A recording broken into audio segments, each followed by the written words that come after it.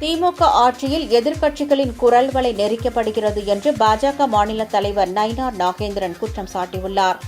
நெல்லையில் செய்தியாளர்களுக்கு பேட்டியளித்த அவர், திமுகவிற்கு எதிராக பதிவு செய்தால் உடனடியாக கைது நடவடிக்கை மேற்கொள்வதாகவும், ஆனால் பிரதமரை கொல்வேன் என சொன்னால் கைது நடவடிக்கை எடுப்பதில்லை என்றும் தெரிவித்தார். திமுகவிற்கு எதிரான பலமான போட்டி இல்லை என முதலமைச்சர் சொல்லி வருவதாகவும், ஆனால் அதனை மக்கள்தான் சொல்ல வேண்டும் என கூறினார்.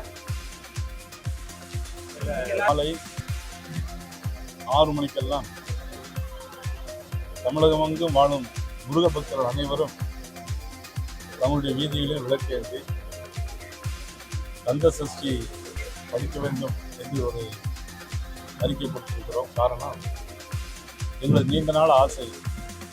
நீதிமன்ற தீர்ப்பளித்த பிறகும் கூட எங்களுக்கு திருப்பரங்குன்றத்தில் தீபம் ஏற்ற முடியாத ஒரு மன வருத்தம் எல்லா முருக பக்தர்களுக்கும் இருக்கு.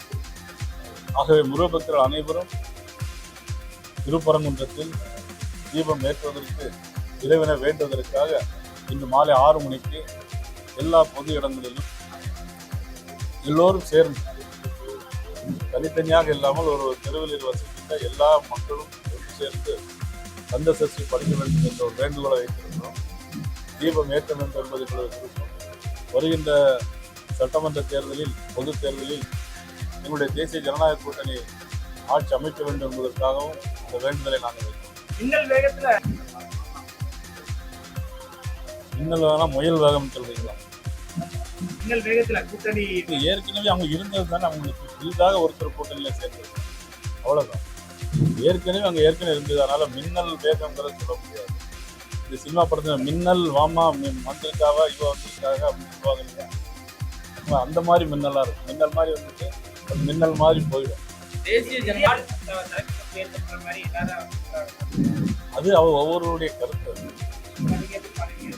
அதை அவருடைய கருத்தை சொல்லியிருக்கிறாங்க. அவருடைய அது மற்ற எல்லா தலைவர்களும் ஏற்றுக்கொள்ள வேண்டும்.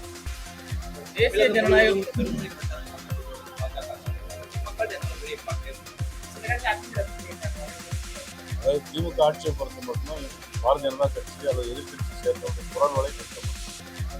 சட்டமன்றத்தில் பேசினா கூட பாதியை கட் பண்ணிட்டு தான் வெளியே தர்றாங்க. ஆகிய ட்விட்டர்ல அவங்களுக்கு ஆதரவாக போட்டால் ஒன்றும் இல்லை, அவங்களுக்கு எதிரான ஒரு செய்தியை கருத்தை போட்டால் உடனே அவங்கள கைது பண்ணுறாங்க. அதுதான் மிக வருத்தமான வேதனையான ஒரு செய்தி.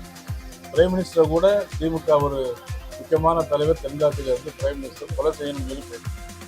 இதுவரைக்கும் அவங்க கைது செய்யப்படவில்லை. ஒரு பாரபட்சமான அந்த அரசு.